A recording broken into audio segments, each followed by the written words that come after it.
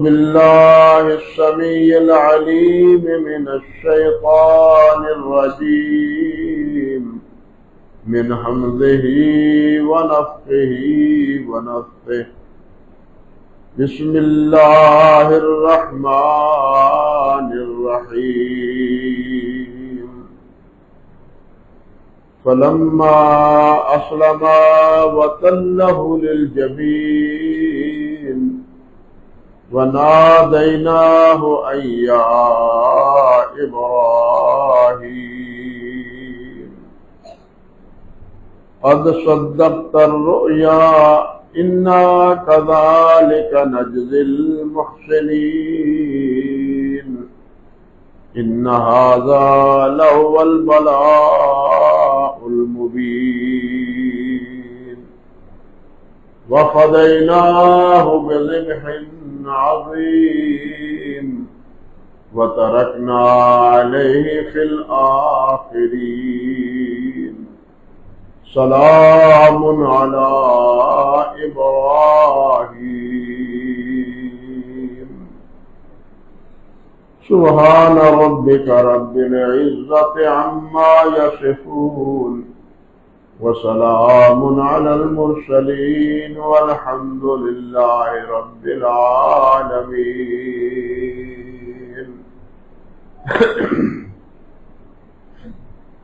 محترم معزز سامعین کرام، عزت مآب میری بہنوں اور بیٹیوں،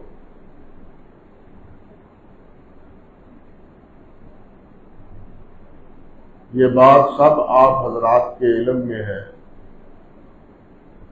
کہ 2 دن بعد یہاں ہمارے پاکستان میں انشاءاللہ عید الاضحیٰ منائی جائے گی، اور یہ عید الاضحیٰ قربانی والی عید، یہ حقیقتاً قربانی حضرت سیدنا ابراہیم علیہ السلام کی یادگار ہے، اور نبی علیہ السلام کے حکم کی پیروی۔ 2 باتیں بنیادی اس بارے میں یہ سمجھ لیں کہ قربانی کو اضحیٰ کہا گیا ہے۔ اضحیہ یہ اس کی جمع ہے، جس کی جمع اضاحی آتی ہے۔ اسی طرح اس کو ضحایا کہتے ہیں، جس کی جمع اضحیٰ ہے، جس کے معنی قربانی کرنے کے، ذبح کرنے کے، اور قربانی ہی کے لیے ایک اور لفظ بھی قرآن مجید میں اور حدیث پاک میں آیا ہے، اور وہ ہے نسک۔ نسک کے معنی بھی قربانی کرنے ہیں۔ حج پر چونکہ ایک بڑا مرحلہ اور ایک بڑا عمل قربانی کا ہے، اسی لیے حج کے تمام مناسک کو مناسک حج کہتے ہیں۔ حج کا طریقہ، اللہ اکبر کبیرہ، اور اس کو ضحیٰ اس لیے کہتے ہیں، ضحیٰ آپ جانتے ہیں سورج کی روشنی اور دھوپ کو کہتے ہیں۔ اللہ ذوالجلال نے جس طرح فرمایا والشمس وضحاہا، یا جس طرح فرمایا والضحیٰ واللیل اذا سجا، سورج کی قسم جس وقت کہ اس کی روشنی پھیل جاتی ہے، اسی طرح والضحیٰ، ضحیٰ کی قسم، اور رات کی جس وقت کہ وہ چھا جاتی ہے۔ تو ضحیٰ کو بھی، قربانی کو ضحیٰ اس لیے یا اضحیٰ اس لیے یا اضحیہ اس لیے کہا جاتا ہے کہ قربانی چاشت کے وقت، اشراق کے وقت کی جاتی ہے۔ اس وقت کی مناسبت سے اس کو ضحیہ یا اضحیٰ یا اضحیہ کہا جاتا ہے۔ اللہ اکبر کبیرہ۔ قرآن مجید میں اللہ سبحانہ و تعالی نے حج کے مسائل بیان کرتے ہوئے فرمایا ہے فمن کان منکم مریضا او بہ اعظم من راسہ ففدیۃ من صیام او صدقۃ او نسک. یہاں لفظ نسک استعمال ہوا ہے. کیا مطلب؟ اگر احرام باندھا ہوا ہے حج کا ہو یا عمرے کا ہو تو احرام کی صورت میں سر کو نہیں ڈھانپا جا سکتا، سر پر رومال کپڑا نہیں لیا جا سکتا. قصدن عمدن بھول کے ہو جائے تو اللہ معاف کرنے والے ہیں. ربنا اغفر لنا، اللہ ہمیں معاف فرما دے. ان نسینا و اخطانا، اگر ہم بھول جائیں یا ہمیں خطا ہم سے ہو جائے تو ہمیں معاف فرما دے. بھول چوک اللہ تعالیٰ معاف فرمانے والے. لیکن عمدن اور قصدن سر پر رومال باندھنا یہ درست نہیں ہے احرام کی صورت. اور قربانی سے پہلے بال منوانا بھی درست نہیں ہے. جب قربانی اپنے محل کو پہنچ جائے جس وقت، اس سے پہلے. لیکن اللہ تعالیٰ فرماتے ہیں فمن کان منکم مریضا او بہ اعظم من راسہ، اگر کوئی بیمار ہو گیا یا سر میں کوئی تکلیف ہو گئی اور سر کو ڈھانپنا ضروری بن گیا ہے، تو ایسی صورت میں اللہ ذو الجلال فرماتے ہیں ففدیۃ من صیام او صدقۃ او نسک. اس کا فدیہ ہے روزہ یا اس کا صدقہ یا کیا قربانی.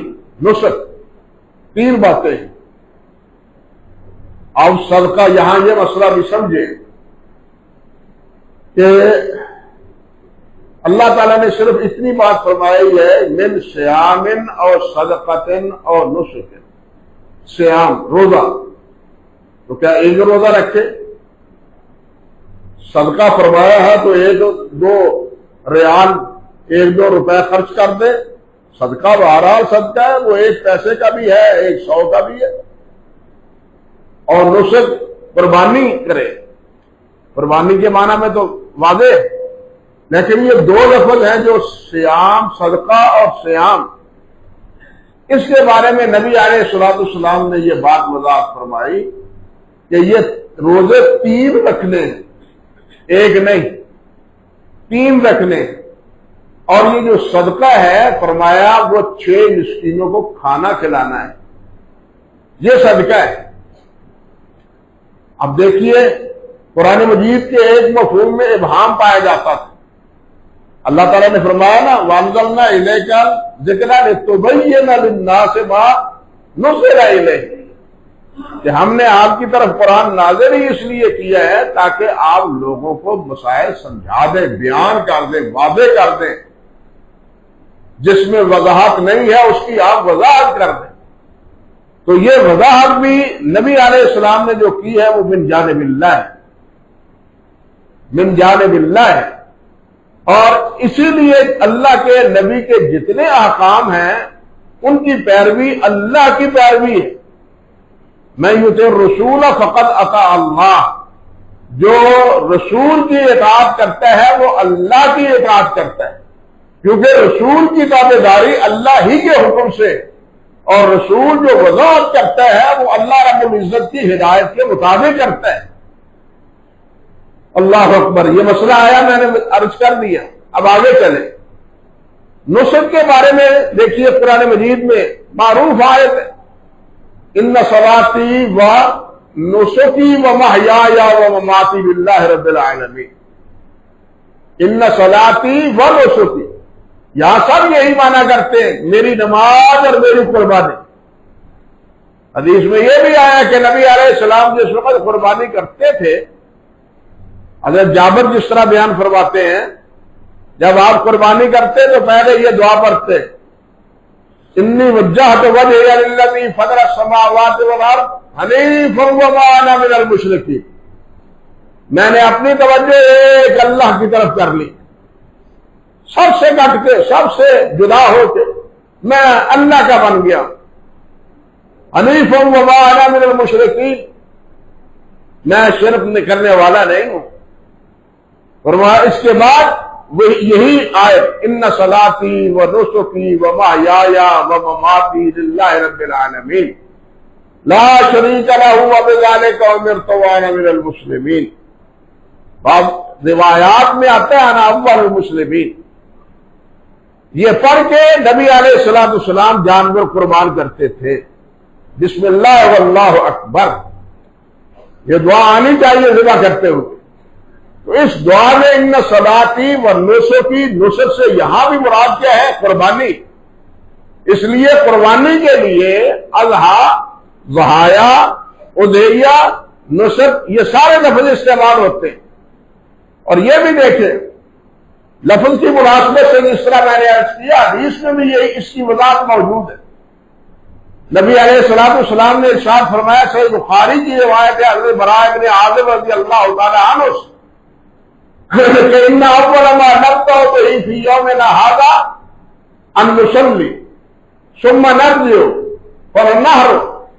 فننحر.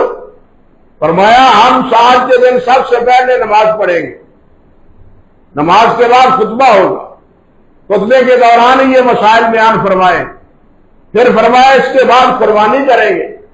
فمن فعل هذا فقد اصاب سنتنا، جو اس طرح کرے گا وہ ہمارے طریقے کو پا گیا. ومن نہر فانما هو لحم، یہ اگر کوئی اس سے پہلے قربانی کر لیتا ہے، نماز سے پہلے قربانی کر لیتا ہے، تو فرمایا یہ گوشت ہے جو اپنے اہل کے لیے کرنا ہے، یہ ہمارے طریقے کے مطابق نہیں ہے. ایک حدیث کے لفظ ہے آپ نے ارشاد فرمایا من صلی صلاتنا واستقبل قبلتنا فلا یذبح حتی ینصرف. فرمایا یذبح فلا یذبح حتی ینصرف. فرمایا جب انسان اگر کوئی جو آدمی نماز ہماری نماز پڑھتا ہے یا بیت اللہ کو اپنا قبلہ بناتا ہے تو وہ اس وقت ذبح کرے جب وہ عید پڑھ لے، جب وہ عید پڑھ لے پھر کب ذبح کرے. حضرت انس کی روایت ہے فرماتے ہیں من ذبح قبل الصلاۃ فانما ذبح لنفسه، جو نماز سے پہلے پر کرتا ہے ذبح وہ اپنے لیے کرتا ہے، اپنے کھانے پینے کے لیے کرتا ہے. ومن ذبح بعد الصلاۃ فقد تم نسکہ، اور جو نماز سے بعد کرتا ہے اس کی قربانی پوری ہو گئی. یہاں اس حدیث میں بھی نسک پر قربانی کا لفظ آیا ہے اور ساتھ وَأَصَابَ سُنَّةَ الْمُسْلِمِينَ، مسلمانوں کے طریقے کو اس نے پا لیا جو قربانی کے بعد، عید کے بعد قربانی کرتا ہے. عید سے پہلے قربانی کرنا، اگر صبح قربانی کر لینا، اس کی کوئی گنجائش دین میں نہیں ہے، نہ یہ مسلمانوں کا کام ہے. اب پتہ نہیں کون ہے، اپنے آپ کو تو بہت بڑے مومن کہتے ہیں لیکن وہ قربانی سورج کے طلوع ہونے سے بھی پہلے کر لیتے ہیں. انا للہ و انا الیہ راجعون. جبکہ صحابی فرماتے ہیں نبی علیہ السلام نے فرمایا کہ وہ مسلمانوں کے طریقے پر بھی نہیں ہے اور میری رہنمائی سنت کے مطابق بھی یہ طریقہ نہیں ہے. اللہ تعالیٰ سب کو ہدایت عطا فرمائے. جہاں تک قربانی کا مسئلہ ہے اب ذرا یہ سمجھیے، حضرت عبداللہ ابن عمر رضی اللہ تعالیٰ عنہ سے پوچھا گیا ان رجلا سأل ابن عمر ان الاضحیہ اہیہ واجبہ. حضرت عبداللہ بن عمر سے پوچھا کسی نے، حضرت یہ فرماؤ کہ یہ قربانی واجب ہے؟ فقال، انہوں نے فرمایا ضحى رسول اللہ صلی اللہ علیہ وسلم والمسلمون بعدہ. واجب ہے یا نہیں مجھے نہیں پتا، میں یہ جانتا ہوں کہ اللہ کے رسول نے قربانیاں کی ہے اور آپ کے بعد مسلمانوں نے بھی قربانیاں کی ہیں. یہ نبی علیہ السلام کا عمل ہے، مسلمانوں کا بھی یہ عمل ہے. اللہ اکبر کبیرہ. یہ ہے ایک طریقہ. بالکل اسی طرح ایک آدمی نے قیام اللیل میں امام محمد بن نصر مروزی رحمۃ اللہ علیہ نے ذکر کیا ہے کہ حضرت عبداللہ ابن عمر سے کسی نے پوچھا کہ بتلائیے یا ابا عبد الرحمان ارایت الفطرہ سننا، آپ بتلائیے کہ کیا وطر سنت ہے یا واجب ہے، کیا ہے یہ؟ قال اوتر رسول اللہ صلی اللہ علیہ وسلم واوتر المسلمون، فرمانے لگے نبی علیہ السلام نے وطر پڑھے ہیں اور مسلمان بھی وطر پڑھتے ہیں۔ یہ ہے اصل جواب کہ آپ نے جو کیا ہے، مسلمانوں نے جو کیا ہے، ہمارا وہ عمل ہے۔ مسلمانوں سے مراد صحابہ کرام کا دور، آج کے مسلمانوں کا نہیں جو بدعات میں پھنسے ہوئے اور انہیں بدعات کو سنت بنائے ہوئے صحابہ کرام کے دور کے مطابق یہ بات فرما رہے۔ پھر اس آدمی نے پوچھا، قال حضرت یہ فرماؤ، میں نے پوچھا ہے کہ کیا یہ سنت ہے، اس کے بارے میں کیا حکم ہے؟ نبی حضرت عبداللہ بن عمر فرماتے ہیں، ماں عطا کرو، ٹھہرو، تمہیں عقل نہیں ہے، سمجھتے نہیں ہو۔ میں نے کیا کہا؟ میں نے کہا قد اوتر رسول اللہ صلی اللہ علیہ وسلم و اوتر المسلمون، نبی علیہ السلام نے وطر پڑھے ہیں، مسلمانوں نے بھی وطر پڑھے ہیں، اس لیے پڑھنا چاہیے۔ نبی علیہ السلام جو کام کرے ہمیں کرنا چاہیے۔ اس بحث سے قطع نظر کہ یہ سنت ہے یا واجب ہے یا یہ فرض ہے، سنت مؤکدہ ہے، یہ نفل ہے، یہ تو فقہی ترتیب کے مطابق فقہاء علماء محدثین نے ہمارے کچھ خطرات کو کم کرنے کے لیے تقسیم کی ہے، ورنہ اصل مسئلہ یہی ہے، نفل ہو سنت ہو کوئی امر بھی ہو جو نبی علیہ السلام نے کیا ہے ہمیں وہ کرنا چاہیے۔ ہمیں اس مقدسے میں نہیں پڑھنا چاہیے کہ یہ سنت ہے، یہ مستحب ہے یا یہ فرض ہے، نہیں، یہ ہونا چاہیے کہ اللہ کے رسول کا عمل کیا ہے۔ اللہ ذو الجلال والاکرام نے صاف لفظوں میں فرمایا ہے، ان کنتم تحبون اللہ فاتبعونی، کہ میرے نبی یہ اعلان کرے، کہے، انہیں سمجھائے، اگر اللہ سے محبت کرنی ہے تو میری تابعداری کرو۔ یہ جھگڑا چھوڑو کہ یہ فرض ہے یا سنت ہے، جو عمل دیکھ لو، جو میرا طریقہ دیکھ لو، اس کو اپنا لو، وہ طریقہ اپنا لو۔ قرآن مجید میں کیا کہا ہے اللہ ذو الجلال نے؟ ما آتاکم الرسول فخذوہ وما نہاکم عنہ فانتہوا، جو اللہ کے رسول تمہیں دے دو، جس سے روکتے رک جاؤ، یہ ہے اصول، یہ ہے طریقہ، یہ ہے حکم اللہ کا۔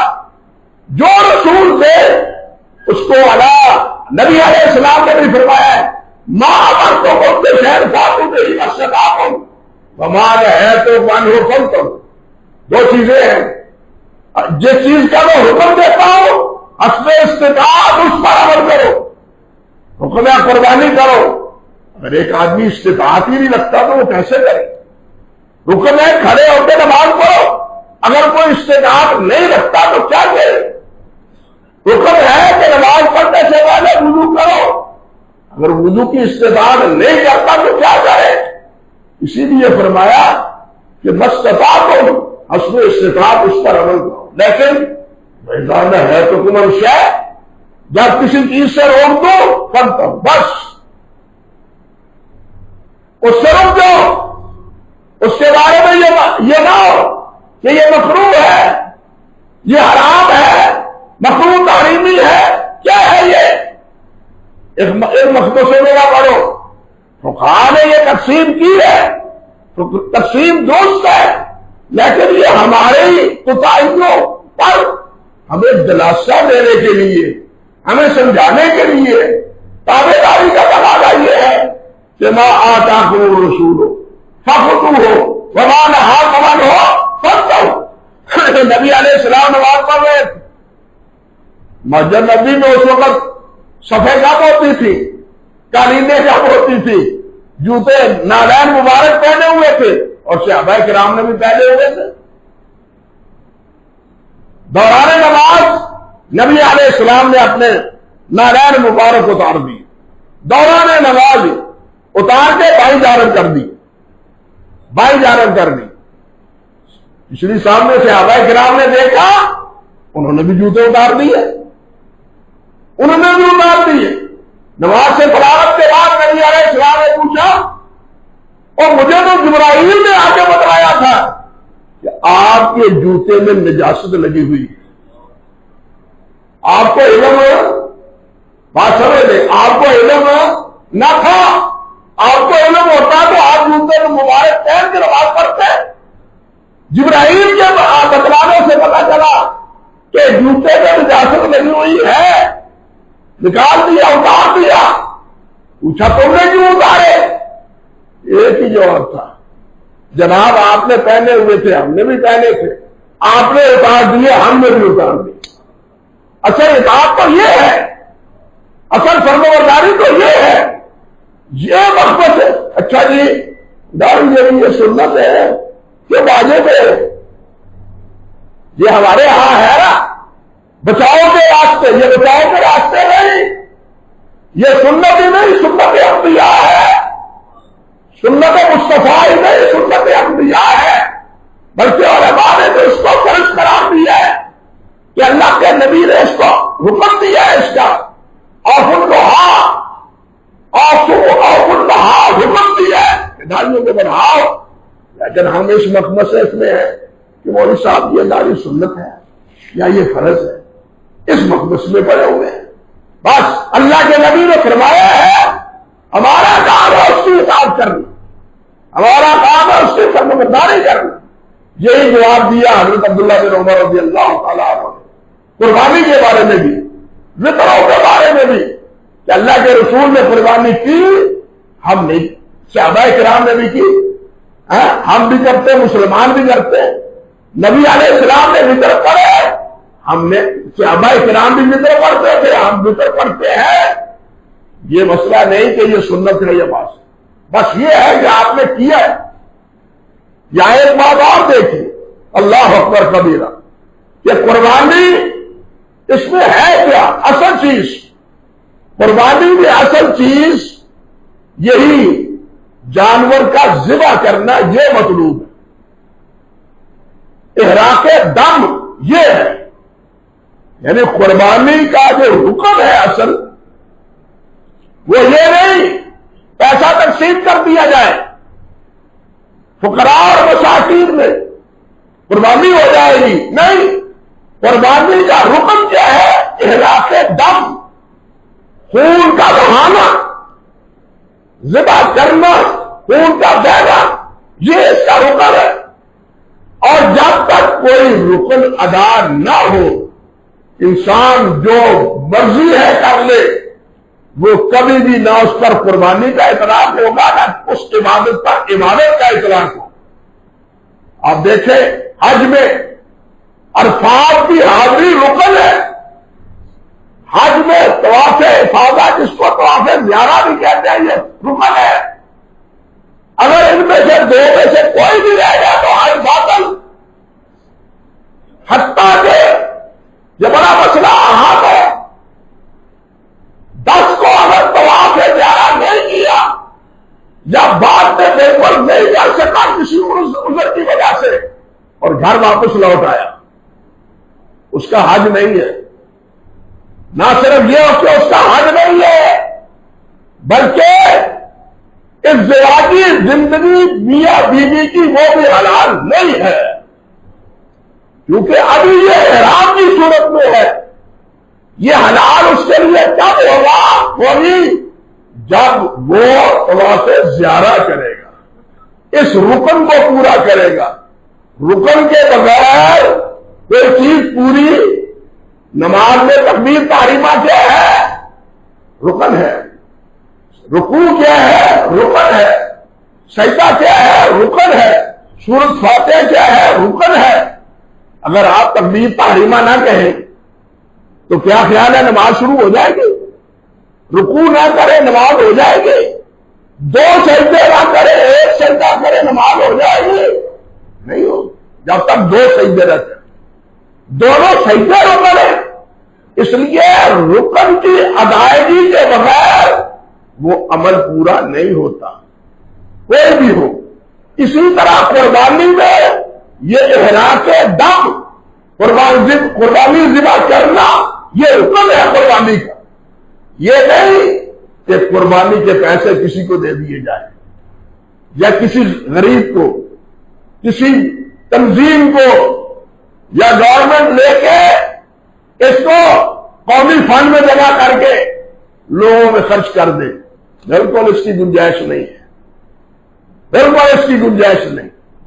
آپ دیکھیں کہ نبی علیہ الصلوۃ والسلام نے، امام بخاری رحمۃ اللہ علیہ نے صحیح بخاری میں ایک باب باندھا ہے، باب قسمت الاضاحی بین الناس، کہ قربانیوں کو لوگوں کے مابین تقسیم کیا جائے۔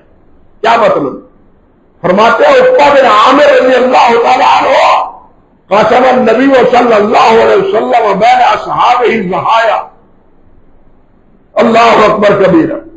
فرماتے ہیں کہ نبی علیہ السلام نے قربانیاں جو صحابہ قربانی نہیں کر سکتے تھے ان کے گھروں میں قربانیاں بھجوائی کہ تم بھی قربانی کرو، تم بھی جانور سے بچاؤ۔ اب دیکھیے کہ آپ نے قربانیاں بھجوائی ہیں جو نہیں کر سکتے، جن پر قربانی کا حکم نہیں ہے، وہ مکلف نہیں ہے، قربانی کرنے کی استطاعت نہیں ہے، لیکن آپ نے پھر بھی ان کے گھروں میں قربانیاں بھجوائی ہیں کہ قربانی کر لو بھائی۔ آج کے دن جو قربانی کا اجر و ثواب ہے اور کسی عمل کا نہیں ہے، تم بھی اس میں شریک ہو جاؤ۔ اللہ اکبر کبیرہ۔ امام قرطبی رحمۃ اللہ علیہ جو صحیح مسلم کے شارح، انہی کے حوالے سے حافظ ابن حجر رحمۃ اللہ علیہ نے لکھا ہے، کہتے ہیں ان الامام ينبغي له ان يفرق الضحايا على من لم يقدر عليها من بیت مال المسلمین۔ وہ کہتے ہیں جو امام ہے، جو حاکم ہے، اس پر اس کے لیے مناسب یہی ہے کہ جو قربانی کر نہیں سکتے بیت المال سے قربانی خرید کے ان کو دے کہ آج قربانی تم بھی کرو۔ بات سمجھے؟ ہماری گنگا تو الٹی چلتی ہے نا، ہمارے جو دانشور ہیں، مستشرقین ہیں، یا ان کی ذریت ہے، متجددین ہیں، وہ کہتے ہیں جی قربانی کرنی ضروری ہے، پیسے فقیروں کو دے دو، پیسے مستحقین کو تقسیم کر دو، قربانی کرنا ضروری ہے۔ اللہ اکبر۔ آپ دیکھیں کہ جن پر قربانی ضروری نہ بھی تھی، نبی علیہ الصلوۃ والسلام نے ان کے گھروں میں بھی قربانی بھجوائی ہے تاکہ اس روز قربانی وہ کر لیں۔ اور یہاں یہ مسئلہ بھی دیکھیے، یہی احراق دم کی وجہ سے حافظ ابن حجر رحمۃ اللہ علیہ نے لکھا ہے کہ علماء شافعیہ نے کہا ہے یہ مسئلہ ہے کہ قربانی جانور کس کا افضل ہے؟ اونٹ کی افضل ہے، قبش کی افضل ہے، بکرے کی افضل ہے، بکری کی افضل ہے، کس جانور کی، گائے کی افضل ہے؟ اس مسئلے میں علماء کی آراء ہے۔ علماء شافعیہ کیا کہتے ہیں؟ ان الاضحیہ بسبع شیاء افضل من البعیر۔ وہ کہتے ہیں کہ اونٹ کی بجائے 7 بکریاں ذبح کرنا یہ افضل ہے، 7 بکریاں ذبح کرنا یہ افضل ہے۔ کیوں؟ علت کیا ہے؟ سبب کیا ہے؟ لأن الدم احراق فیہا اکثر، اس لیے کہ 7 بکریاں ذبح کرنے میں خون زیادہ بہت رہتا ہے۔ بات سمجھے بات؟ کہ 7 بکریاں کرنے سے خون زیادہ بہتا ہے، اور آج کے روز کا مسئلہ یہ ہے کہ اللہ کی رضا کے لیے خون بہایا جائے، اس سے بڑی آج کے دن نیکی کوئی نہیں۔ اس لیے آج کے دن یہ کیا ہے؟ قربانیاں کی جائیں، اور کتنی؟ 7 قربانیاں ایک اونٹ سے بھی بہتر ہے۔ اللہ اکبر کبیر۔ میرے بھائیوں، نبی علیہ الصلوۃ والسلام کا جو معمول تھا، صحابہ فرماتے آپ ہر سال قربانی کرتے تھے، اور قربانی کے بارے میں بھی آپ نے یہ بات فرمائی. نبی علیہ السلام نے فرمایا، صحابہ فرماتے ہیں کہ نبی علیہ السلام ذبح کرتے تھے جانور بقبشین املحین قرنین، جس کے سینگ ہوتے تھے، دمبا چترا جو سفید ہوتا تھا، املحین کے معنی دو کیے گئے، سفید بھی اور وہ سفید جس پر سفیدی غالب ہو اور سیاہ کچھ داغ بھی ہو، نشانات بھی ہو اس کے چمڑے پر، اس کے بالوں پر. اور وہ کیا تھے؟ سینگوں والے تھے. اور ساتھ کیا فرمایا؟ ایک روایت میں ہے حضرت جابر سے اپنے سنن نبی داؤد میں الموضوعین، وہ خصی تھے، خصی جانور بھی نبی علیہ السلام نے کی ہے. ایک روایت میں آتا ہے نبی علیہ السلام نے ایسا جانور فرمایا لاؤ جو کھاتا سیاہ میں ہو، کھڑا سیاہ میں ہو، بیٹھے تو سیاہ ہو.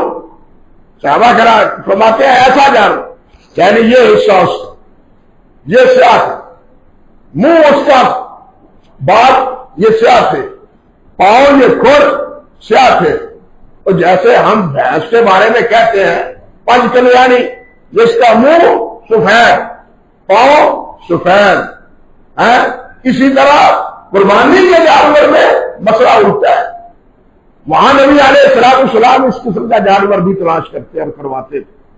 اور جانور کے بارے میں نبی علیہ السلام نے یہ بات فرمایا، حدیث میں آیا، اب لفظ ہے حضرت عائشہ کے، ہمارا بے قبش اقرن یقع فی سواد یاکل فی سواد و یبرق فی سواد، کھائے بھی منہ کالے سے، بیٹھے بھی، اور کیا یقع فی سواد، چلے بھی سیاہ، پاؤں بھی سیاہ. اس قسم کے جانور کو، یعنی جانوروں کے بارے میں بھی نبی علیہ السلام نے کتنا احتیاط برتا ہے. اور پھر ساتھ یہ بھی دیکھیے کہ نبی علیہ السلام نے فرمایا اربعن لا تجوز فی الاضاحی، 4 قسم کے جانور جائز نہیں ہے، بالکل ان میں طے کرنے کی گنجائش نہیں ہے. الاوراء البین الاوراء، وہ اندھا، وہ کانا جس کا اندھا پن بالکل بین ظاہر ہو. فرمایا والمرضعہ البین مرضعہ، مریض جس کی بیماری والے ہو. بس اوقات پوچھتے ہیں ساتھی کون ہے؟ وہ جی چھوٹی سی مروڑی بنی ہوئی ہے، چھوٹی سی مروڑی بنی ہوئی ہے، یہ بیماری نہیں ہے. یہ بیماری وہ منع ہے جو اس کی بیماری بالکل نمایاں ہو. ایسی چھوٹی سی، ہم قربانی کے لیے وہ چھوٹے چھوٹے داغ بھی برداشت نہیں کرتے. ہمارے نامہ اعمال اگرچہ داغوں سے بھرے پڑے ہیں، اس کی کوئی فکر ہمیں نہیں ہوتی. قربانی کے جانور میں سے داغ نہیں ہونا چاہیے. فرمایا ارجال بین، جو بالکل چل نہ سکتا ہو، معمولی سا لنگڑا پن ہو، گنجائش. فرمایا والکثیر والذی لا تنفع، اور وہ جانور جس میں جو بالکل کمزور، اس میں کوئی بخ نہ ہو، وہ جانور. یعنی یہ 4 قسم کے جانور نہیں کرنی چاہیے. اسی طرح فرمایا حضرت علی سے ہمارا نام نفس تشریف العین والعذر ولا نضاہی بمقابلہ ولا مدابرہ وخرا خرقہ وشرقہ. فرمایا کہ ہمیں حکم دیا نبی علیہ السلام نے کہ ہم دیکھ لیا کریں، اس کی آنکھ دیکھ لیا کریں. آپ سامنے رکھے ہاتھ، ہمارے ہاتھ آنکھ کے بھی سامنے ہو تو آنکھ خود بخود بند ہو جاتی ہے. یہ علامت ہے کہ آنکھ نظر آتا ہے. آنکھ کو دیکھ لیں، پتا چل جائے کہ یہ دیکھتا ہے یا نہیں دیکھتا. اسی طرح فرمایا والعذر، کان کو بھی دیکھ لیں، کان بھی سالم ہو.